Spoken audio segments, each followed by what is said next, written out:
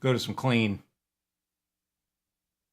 I'll switch between hum and single because this is the 89R.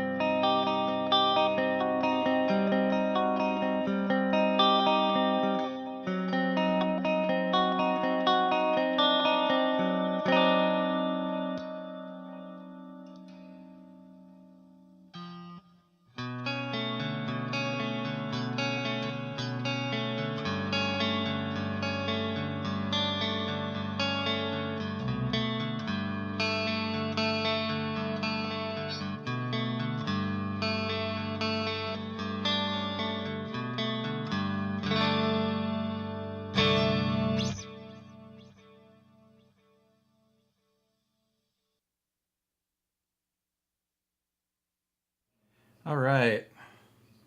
Well, I could have done a little more.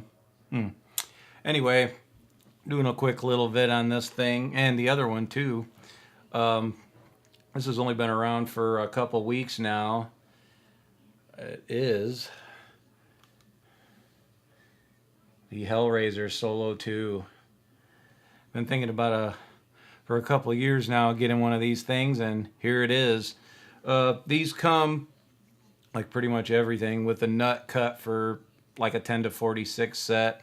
So I took some tools and went ahead and cut this. It's got a 10 to 56 set on it now. But I use a 52 most of the time because the 56 doesn't really want to go up to D, and I kind of like to be able to go between D standard and drop C on these. Now, one cool thing about these, you can look high and low. This is the only single cut you're going to find. There's another one, or two, maybe. Harley Benton's got one, but fuck Harley Benton. Yeah, fuck that shit. Diamond Guitars has one, but it isn't nearly, I don't know. I mean, it looks all right, but Schecter versus Diamond Guitars, okay. This is one thing that ESP really dropped the ball on. They should at least make one Eclipse with a 25.5-inch scale. They used to make a 27-inch baritone. They do not make it anymore. I'd rather go 25.5 because down to drop B, 25.5 works out pretty good. This has a 25.5-inch scale, and it really, you know, I just prefer that if the guitar is being tuned down below drop C sharp or E flat, really. But I like the single cut look. You know, I grew up with a single cut, which I may do a video on that one eventually because I still got it. It's got locking tuners. I would imagine they're made by Grover or Wilkinson. They are excellent. I seen a guy change these out to Spurzels, and he's insane. I've got Spurzels on my other guitar. These blow Spurzels away. It's not even close. Much more accurate. It's got the thumb screw wheel, which I like on this thing coming up. 8189R. There's another thing that's a little unusual.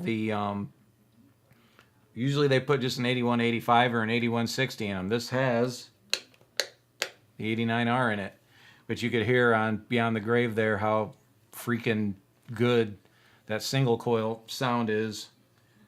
Another cool thing about it, access heel. I don't know if you can really see that. It does have the access heel joint on it. The neck profile is almost identical to a basic Eclipse, you know. Not too fat, but fat, you know.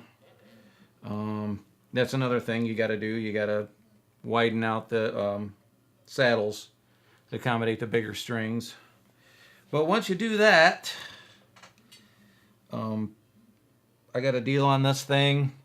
They normally go for $7.99. I got a little bit of a deal on it. Did not get a case with it yet. Only thing that gets me is I'm not an abalone guy. I don't like abalone. I don't like colorful, you know, cosmetics. But the top looks so good. The rest of the thing is so good that it's not that bad. I mean, I don't mind it on the fretboard. If they'd have gone triple black binding around the body and the headstock and just put abalone on the fretboard, it'd be fucking perfect. I don't like the abalone body binding, but it's tolerable. It's for how good this thing otherwise, it's tolerable to put up with it. Let's see. I'll do a little bit on the neck. Everybody knows what the 81 sounds like on leads, so anyway.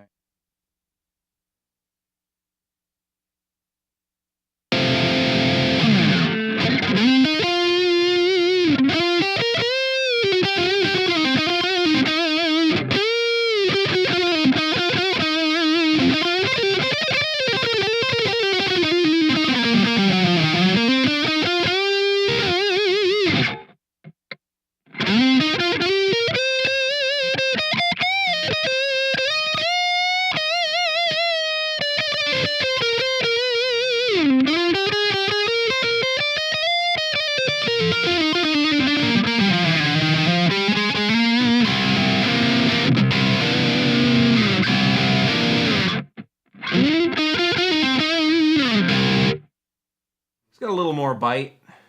It's got less output, but you know.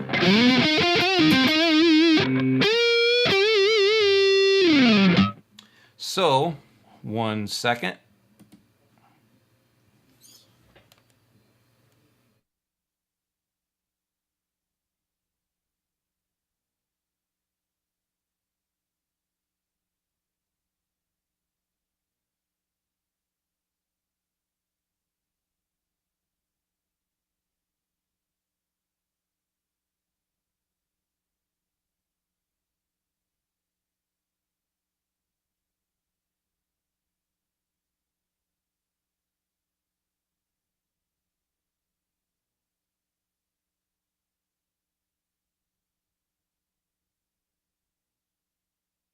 I won't spend a ton of time on this guy, but other people have probably done videos on these guitars. But I've had this around for about 4 to 5 years now, going on 5 years. And let me tell you, I love these guys out there that say LTD guitars suck or something, that you have to have a real ESP. That's fucking bullshit. They're label whores. And sorry, man, I can have, you know, 8 guitars and 8 different tunings, or I could have like 1 guitar. So, you know, but this is the 7-string. I use these a little bit different than most people. They might be in, you know, regular 7-string or drop it down a half step or whatever. What I've done to it is I've taken off the high string. You could put a high string on there if you wanted and have a 7-string like that. But I went to a lighter gauge so I could tune it up a whole step. So it would be in drop B instead of, you know, let's see.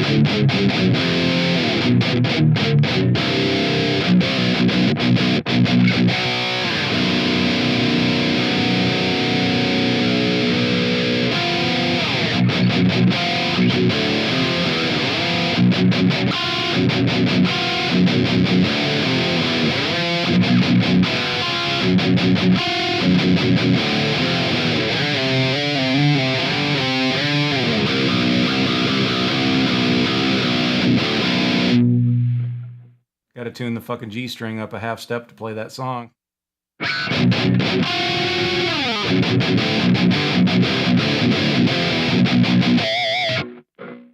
But same thing with this guy. It's the classic Eclipse. It's a little bit bigger, I think. I think it's a little bigger than normal. Not by much, maybe by 10%. But this had fretwork. Now, when I got this is an Indonesian-made one. So that is the only thing that does suck about them is when I got this thing, the frets were terrible on it. It didn't really have high frets. Just the edges were way out, and I think that's basically wherever it was made. By the time it got to North America, the wood had shrunk, and they did a decent fret job on it. Because like I said, the frets weren't really high or anything. But I used to live in San Diego, and I had the repair zone there in San Diego with Fred. I highly recommend him if you watch this and you live there and want to have your guitar worked on. He does the best fret work. All the reviews say he does, and my experience with him, he's a cool dude, and he did a great job on this. So that's the only thing that I had done to it, because I had a pretty good paying job then, and I didn't really have time to fuck with this thing. So I said, fuck it, I'm taking it. It charged me $90, and the frets were perfect when I got it back. So that, and then it's got the regular heel joint, which it's fine. You know, I'm used to Les Pauls. I did put Goda Magnum Lock tuners on it. They don't have the wheel in the back, but I don't mind these. And these are so good, man. These are the best tuners I've ever used. Like I says, I've got Spurzels. I fucking hate them.